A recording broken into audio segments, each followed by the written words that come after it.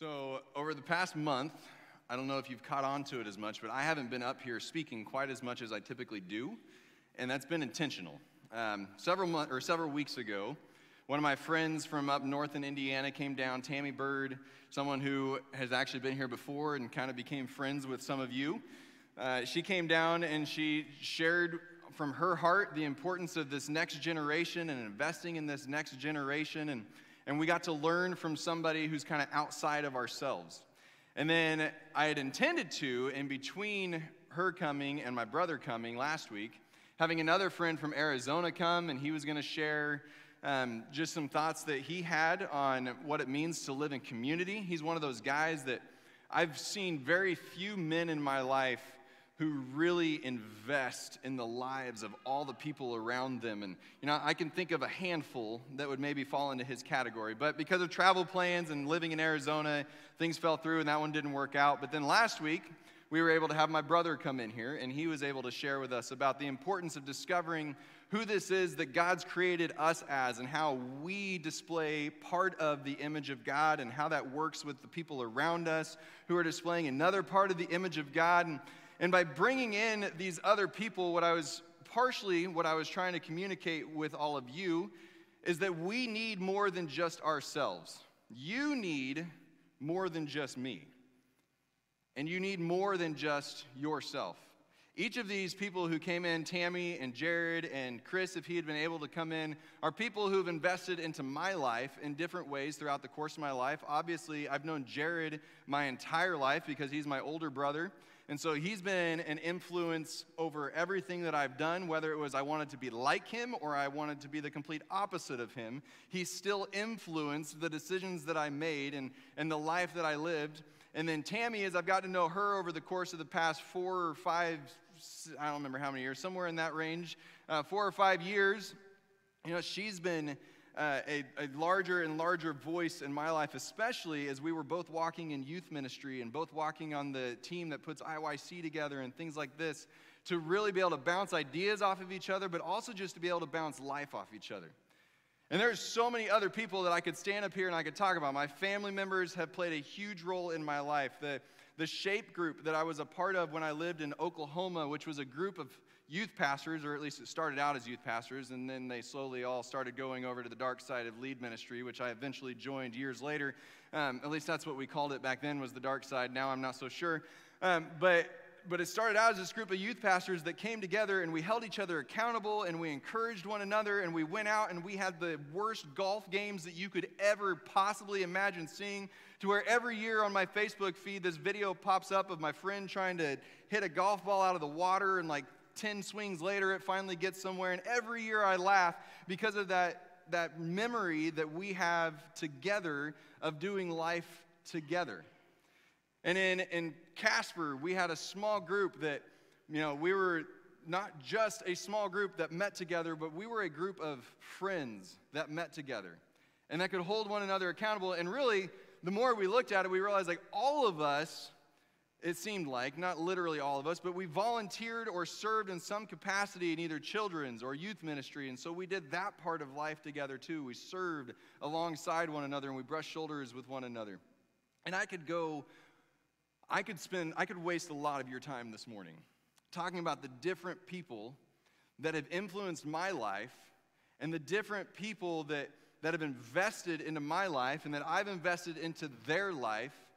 But I'm not going to spend all the time just talking about the people that have been in my life, because I want you, before we're done here this morning, to have time to think about who are the people in your life that have invested in you, or the people in your life that you have invested in, or the people in your life that you need to have invest in you, or that you need to spend time investing in and being in relationship in. If we've learned one thing over the course of the past year and a half, I think for many of us, one of those things is that we need other people in our lives. Whether it's the schools closing down and all the kids having to stay home, which then drives the parents absolutely bonkers. Even those parents who are sitting there and thinking, I love it when life is just my family. When we don't have to get outside of our bubble and we can just have us. Those parents began to realize, I can't handle any more of just my family. I need other people to be investing in my family. I need other people to speak into my family, and I need to speak into the lives of other people. This is driving me insane. I can't handle any more of this. We've seen the studies left and right of the increased rates of anxiety and depression as people have had to stay home or they've had to stay away from other people. And some of that is over the anxiety of a pandemic. And other parts of that, studies are showing, is because people just aren't around people. And we're designed to be around people. In Ephesians chapter 2, in verse 19, if you have your Bible with you and you want to follow along, Paul is writing to the church in Ephesus, and he says these words, starting in verse 19. He says, "So now, you Gentiles are no longer strangers and foreigners. You are citizens along with all of God's holy people. You are members of God's family. Together, we are his house. Not I am his house, not you are his house, but together we are his house, built on the foundation of the apostles and the prophets, and the cornerstone is Christ Jesus himself." I've heard a lot of conversation over the years about how your body is the temple and you need to take care of your body, but he's going a step further in this, and he's saying you alone are not the house of God. Together, we are his house. Feeds into what Jared talked about last week, that alone, you reflect part of the image of God. You do not reflect the entire image of God. But together, we reflect the image of God. We need one another. We can read it all the way through Scripture where we read things about how one part of the body cannot say to another part of the body. You've heard this one over and over if you've spent time in church. One part of the body cannot say to the other part, "I don't need you." Hey, I'm an I, and I've got, is 1520 better than 2020? I never know which way the numbers are supposed to go. It's kind of like when they give me my blood pressure numbers, I just ask them like, so is that good or is that bad? You don't seem worried, so I think it must be good. But we'll say 1520 is the better. Like, I'm an eye, and I can see really well, so I don't need that foot to get me anywhere. I don't need these legs to get me anywhere because I can see really far away. But can you see far enough that you don't ever have to walk over? Can you see far enough that you can feed yourself? Of course not. The eye needs the hand, that needs the foot, that needs the mouth, that needs all the parts of the body. And together, we are God's house. We are designed to connect with other people and to be in a relationship with other people. But the problem is that even though we are created for connection, we tend to drift toward isolation. We tend to drift towards this idea of, I don't need other people. I can handle things on my own. I was raised to be a very independent man. And I can do a lot of things on my own. And a lot of times I think, wow, I really am a pretty independent person. But then I stop and I think about all of the people that have come along in my life.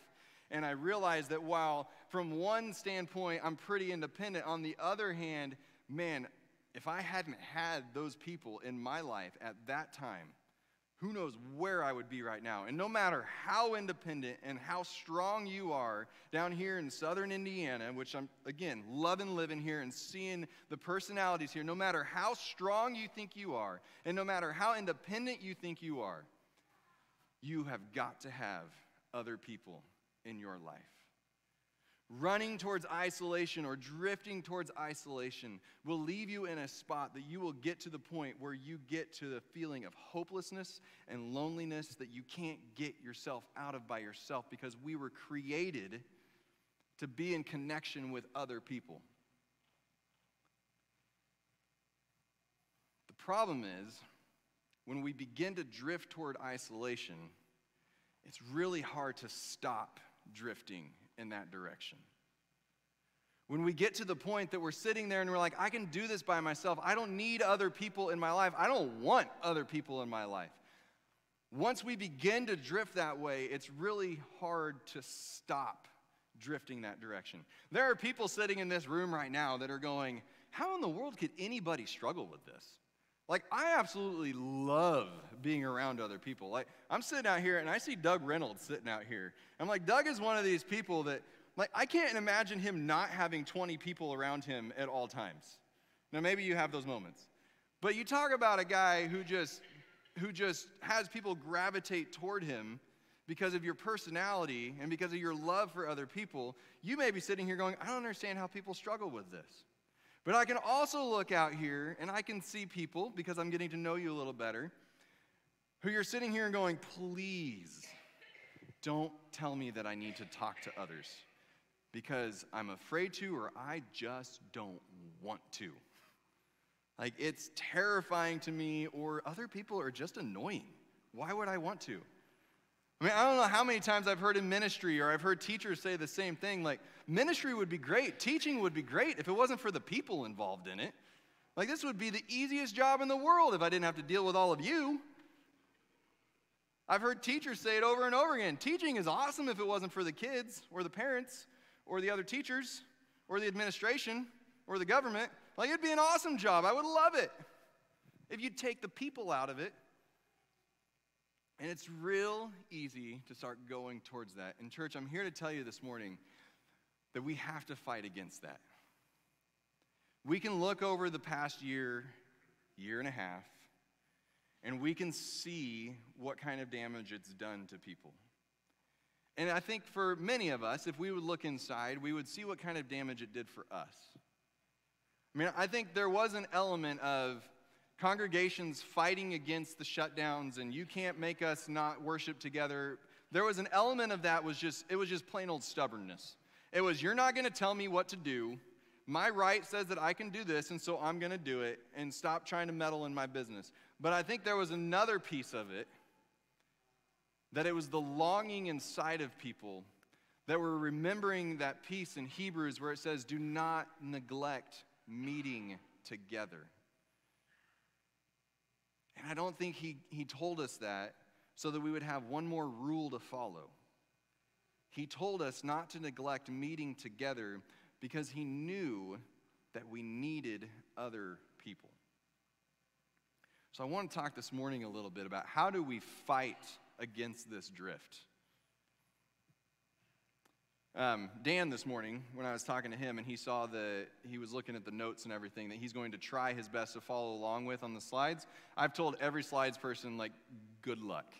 But he's going to try. And so he was reading through them and he was seeing this, and he brought up an analogy that he had heard recently of, dead things go with the drift real easy.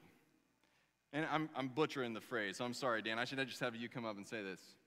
But it takes something alive to fight the drift, to fight the flow, to go against the current. A dead fish goes wherever the river wants to take it.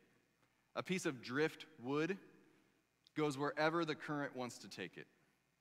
And that's where we can find ourselves so easy, is we just begin to give up, and we begin to die, and we just begin to go with it. And we find ourselves getting deeper and deeper into it, and that piece of driftwood just rots more and more over the course of time. But if we're alive, then we fight against the flow. We fight against that drift. So the first thing that I want to throw out to you all this morning is that how we fight this drift is we have to start somewhere. So we start with our relationship with God. When God created man and woman way back in the very beginning, he created them to be together. If you read that story, and actually Jared read through some of it last week. If you read that story, he's saying this is good, and this is good, and this is good, and then he creates man, and all of a sudden he's like, wait a second, this isn't good. This man is lonely. This man needs community like we have community. And so he brings along the woman, but there's a piece of this story that sometimes we just kind of skirt over, and it's found in Genesis chapter 3, and we're going to start in verse 7. This is the point in the story where the man and the woman, they've already eaten of the tree, and so they've all of a sudden looked at each other and went, whoa, you're naked! And instead of, like, most men would be like, whoa, you're naked. Like, they both had this sense of shame, and they wanted to cover up. And so they covered up with these really itchy leaves and all this kind of stuff because, that's what we do when we do something wrong is we cover it up with something worse half the time instead of just admitting what happened. But that's a whole other sermon for a whole other day. In Genesis chapter 3 and verse 7, it says, at that moment their eyes were opened and they suddenly felt shame at their nakedness, so they sewed the fig leaves together to cover themselves. And in verse 8, when the cool evening breezes were blowing, the man and his wife heard the Lord God walking about in the garden. So they hid from the Lord among the trees.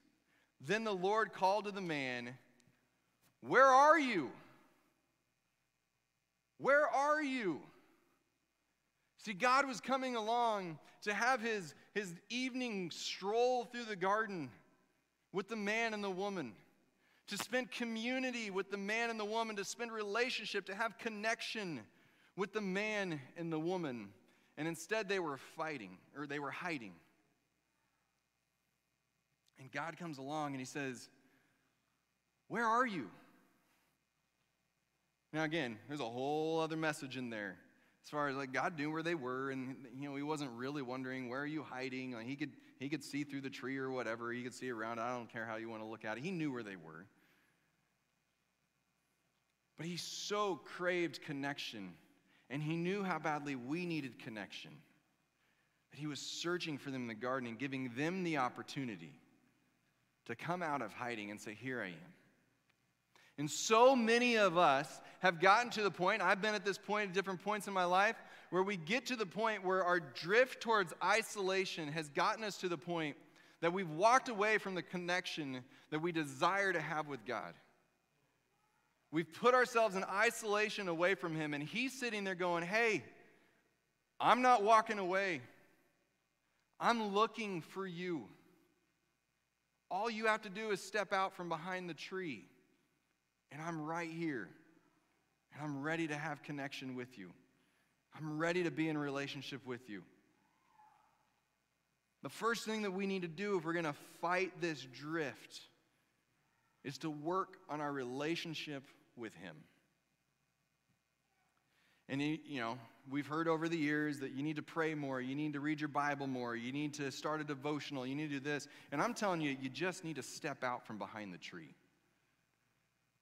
And you just need to tell him, I'm here. I'm sorry I've been hiding from you. I'm sorry I've been walking away from you. I know you've been looking for me. I just didn't want you to find me. It may be because of guilt in your life, just like Adam and Eve are experiencing here, where all of a sudden they felt guilt over their nakedness, and they felt guilt over the fact that they had done the thing that he had told them not to do, the one thing that he had told them not to do, and they did it anyway, just like our kids do over and over again. But they had this guilt, and he's just saying, just step out from behind the tree. I already know what you did. I'm still looking for you. I still want to take a stroll through the garden with you. We start with our relationship with him. And it doesn't end there, though. As much as we would like to say that we can experience God, and we can experience God anywhere, but I believe that we begin to more fully experience God when we are acknowledging that we need a relationship with other people. When we realize that we need others in our life. That's how he created us. In Ecclesiastes, you've probably heard this one before. If you've been to enough weddings, you've probably heard it at some point at one of the weddings. In Ecclesiastes chapter 4 and verse 9, it says, 2 people are better off than one. I mean, just talk about calling it right out of the gate. For they can help each other succeed. If one person falls, the other can reach out and help. But someone who falls alone, well, you're out of luck. Likewise, 2 people lying close together can keep each other warm, but how can one be warm alone? And men, I know many of you are sitting there is like, my wife, yeah, we lie together at night, but she's like 1,000 degrees underneath those covers, so, we don't need to lie that close to each other, right? You can just take that one where you want to take it. A person standing alone can be attacked and defeated, but 2 can stand back to back and conquer. But let's go even further, because 3 are even better. For a triple braided cord is not easily broken. The more people that you have in your life that are speaking truth into your life, the better off you'll be. Now, as you read through Proverbs, which I encourage you to do, as you read through Proverbs and you read through all these little truth statements, I understand they take some interpreting sometimes because you're reading this and I have no clue what that means, so it does take a little bit of effort. But you see over and over again the folly of letting a fool speak into your life. And a fool will give you all the advice, and that's the only one that you listen to. So while I'm saying it's important for us to be around others and to be listening to others and having them speak into our lives, I also believe it's important for us to not just surround ourselves with the people who are struggling with the exact same things that we're struggling with. Sitting in the bar and saying, man, we should really stop drinking, to the guy sitting next to you who says, we should really stop drinking, is probably going to lead to the next night saying, we should really stop drinking. And it's going to happen over and over again. But finding that person who's going to speak into your life and say, hey, how can we help you through this? If you're a parent of a young child, it's important to have other people in your life who have young children so that you have some of those who are experiencing it right now. But I believe that it is so important to find those who have already raised children and to ask them, how in the world did you not kill them all? That's the first lesson I need to know. How did you keep them alive? How did you even have any desire to keep them alive some days? And just walk through somebody who has more experience than you do in whatever it is that you're trying to learn from. I've got pastors who speak into my life who are more than a year into their role as a lead pastor because I need to be able to learn from them, not just from the ones who also just became a lead pastor. Because otherwise, all of us first-year lead pastors are going to walk around and be like, we've got this whole thing figured out. And the next thing we know, we're going to be speaking to a bunch of empty pews, which admittedly would make some things easier sometimes. Because again, remember that whole ministry, the hardest part about it is the people? I got some chuckles out of that. Others of you, my email address is dkuntz@mc, no. Proverbs 27:17. Many of you have probably heard this one too. As iron sharpens iron, so one man or woman sharpens another. We need those other people in order for us to live the life that's planned out for us, in order to live the life that would be the best life that we could possibly have. It's easy to think that we can figure this all out on our own. We're pretty smart people. We can figure a lot of things out. But you're going to come across those things that you just can't. For years, I would call my dad to figure something out. Now I just go to YouTube because it's right there. But to have somebody who already knows how to do this, walk through with us, sharpens us and just makes it better, and helps us fight against that drift. Teens, believe it or not, your parents' words are not worthless. Maybe 90% of them, but that other 10% is gold, I'm telling you. And finally, you need to realize that you have something to offer. There are people who need to speak into your life, but there are people whose lives you need to speak into also. And with you just drifting toward isolation, and I want to take just a second. I'm not saying you can't be an introverted person who gets tired being around people and you need to spend 24/7 just around other people. I realize God has created us differently. But there's a difference between I don't want to be with other people ever and I just need to recharge. And my recharge might take longer than your recharge. So I'm not saying that every moment of your day needs to be around others. But we do need to realize that by not being in the connection that we were created for, we are actually robbing other people of something that God has wanted to put into their life. Jared Dudley was, until recently, an NBA basketball player. Now, he's going on staff as an assistant coach for the Dallas Mavericks. Jared Dudley is probably one of those names that most of us have not heard of.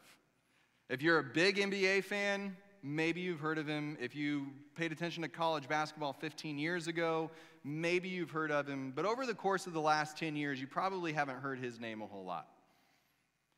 When Jared Dudley decided to retire and sign on as an assistant coach with the Dallas Mavericks this offseason, one of the guys who is considered to be one of the top 2 greatest NBA players of all time, LeBron James, my opinion notwithstanding as to where he ranks on the all-time list, LeBron James, one of the guys that people consider to be one of the greatest ever, lamented that this guy who sat at like the 14th spot on the bench was no longer going to be on the team. And it wasn't because Jared Dudley provided a lot for them on the basketball court. Jared Dudley very rarely got on the basketball court anymore. 2 years ago, when the Lakers made the NBA championship and they won it all, Jared Dudley averaged, I believe, about 5 to 7 minutes a game. The games are 40 minutes long. He got 5 to 7 minutes because the Lakers blew a lot of people out. And so they would throw him in for the scrub time. But LeBron James was upset when Jared Dudley decided to retire. Not like mad at Jared Dudley or anything like that, but he was upset because he saw the contribution that Dudley brought to the team. He saw the wisdom that he brought to the young players on the team. He saw the work ethic that he brought to the team and how that would rub off on the people around him. He saw how he would interact with people on the flights and on the buses and in the locker room. He saw this teammate who on the basketball court really didn't have much to give. But man, in all the other areas, he was a superstar on that team. One of the lowest paid players on the team, making the veterans minimum, which I realize is more than most of us will make in our lives, but making the veterans minimum, considered one of the most important players on the team. You may be sitting here and you're thinking, I don't have anything to offer other people. I'm younger than all the people around me. I have less experience than all the people around me. I didn't get good grades. I wasn't a great athlete. I wasn't this. I wasn't that. I don't have anything to offer the people around me. And I'm here to tell you that you have something to offer others that nobody else around them can give them. There are some who think that maybe they have more to offer than they really do. There are many of us who we, in our isolation and in our desire to stay away from connection, are robbing the people around us from what God has put in their life. That might be you. Who are you investing in? Who are you feeling like I need to invest in, but I'm just not doing it? If you can think of a name, then I'd encourage you, don't waste your time getting on it. Get on it. Realize that you absolutely have something to offer those around you.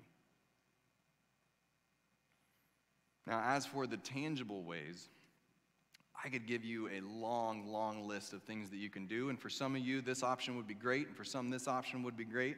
Instead, I've narrowed it down to 2 things. One of the things that you can tangibly do after you've worked on your relationship with God and you've acknowledged that you need other people and you've realized that you have something to give is just start serving with other people. Whether it's here in the church or whether it's out in the community, start rubbing shoulders with people as you're serving others and making their lives better. I mean, so much of what Jesus talks about us becoming servants to those around us. So when I become a servant and you become a servant, then we're both reflecting what God would want us to do in the first place, and we're doing it together, which is just making the image of God that much more noticeable to everybody around us. And the second thing that I would give you this morning, and we're getting ready to ramp these up, is I would encourage you to consider joining the small groups or community groups or whatever you want to call them that we're getting ready to start up here. Most of you, when you walked in, you were given a piece of paper, and if you weren't, I've got some up here, or you can raise your hand and we'll get some to you. But these are opportunities for you to be around other people. These are opportunities for you to invest in others, to have them invest in you, to give them what you can give to them. What these are not are discipleship groups. I've heard that said in a lot of different churches over the course of my life that, discipleship happens in our community groups. And I've looked at it and I said, but does it really? Because discipleship is more than just an hour a week where we spend our time together. If you look at discipleship is spending all your time, or seemingly all your time, together with that person. Those disciples that followed Jesus were with him all the time.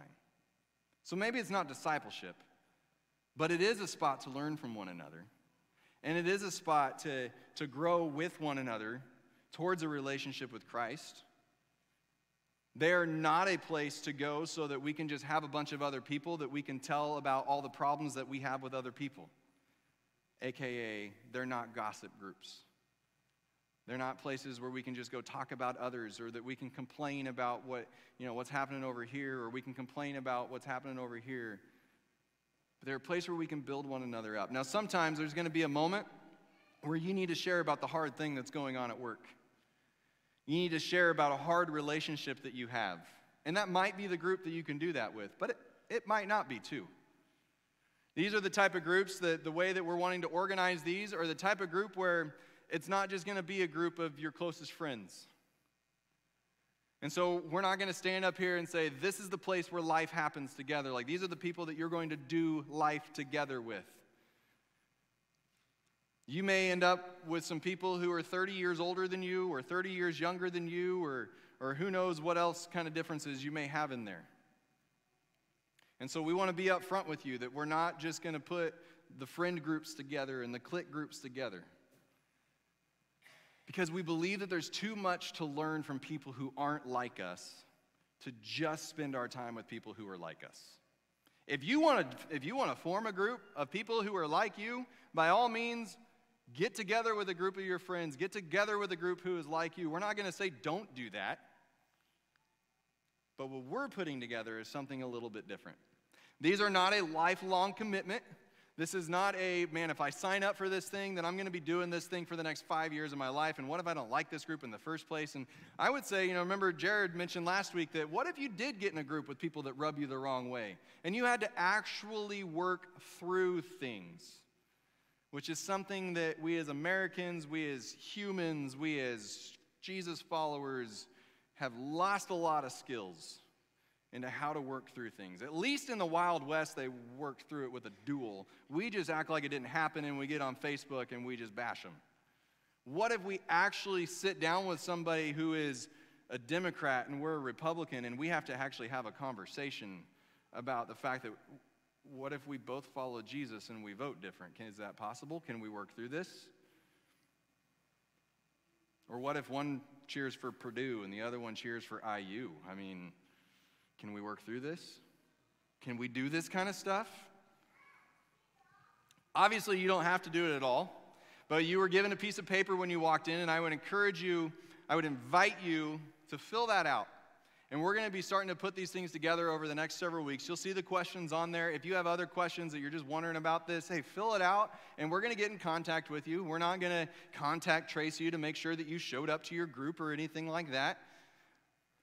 But we know that we need others in our lives, and we need it to be more than just on Sunday morning where we see each other for a little bit, and then we all go our separate ways. And it needs to be more than just you hear me stand up here and talk to you, but it needs to be you having a conversation with one another. So we're going to do something a little bit different to end this morning. As you're filling those out, or maybe you need a little bit of time to think about those, that's fine too. We're going to end things a little bit different this morning. The band's going to come up here and they're going to play a song. But what I'm going to invite you all to do is, as you're filling out your papers, there's also a list of questions that's going to show up here on the screen. And I'm going to invite you, for as long as it takes you to get through them, to just go through these questions. Maybe it's you do them by yourself. Maybe you do them with the person sitting right next to you. But what I would love to see happen, and this is the youth pastor coming out in me pretty strong, What I would love to see happen is for you to actually just grab a few other people in the room and go through these questions with them. Maybe you don't answer it quite as openly because you're just not sure, and I understand that. Maybe you don't answer it quite as openly with the group of people as you would on your own. You can answer fully on your own, that's fine. But just to spend a little bit of that time with others, talking about things that really, really matter. And I'm not saying these are going to be the only 4 questions in life that really matter. You can take as long as you want. Or you can just stand up and you can leave. And I'm not going to sit here and be like, well, okay, so that person is going to be last in line to get into heaven someday. Like, they're going to have to wait. I'm not sitting up here judging what response you give here. Remember, you're probably sick of me hearing it, but I was in the youth ministry for 12 years. I was used to people not listening to what I said. It's fine. If you're one of those super outgoing people, Doug Reynolds, Rick Snyder, if you're one of those types of people, I'd encourage you, look around the room and see if there's somebody that you can grab and pull in. Now, I really put you two on the spot. My bad. But if you see somebody, because there are others who are like, hey, I would love to talk to somebody, and I'd love to be in a group, but there's no way that I'm walking across the room and I'm putting myself in a group. Maybe your invitation is exactly what they're looking for, and that's something that you have to offer to them this morning. So we're going to end this youth ministry style this morning, and we're going to have just a time of discussion. As long as you want, this place is open. As short as you want, this place is open. God, thank you so much for giving us other people in our lives. And I know that there are plenty of those moments where we sit here and we think, God, why did you put other people in my life? Why couldn't you have just let me just live this life in isolation? But God, I pray that you would punch through that today and you would show us just how valuable it is to have you and to have others and to actually give of ourselves to others. God, I pray whichever one of those 3 that each individual in here is struggling with more this morning, because I think that most of us are probably struggling with one more than the others. I pray that you would just show the truth of what value there is in fighting against the drift. Lord, we pray this in your name. Amen.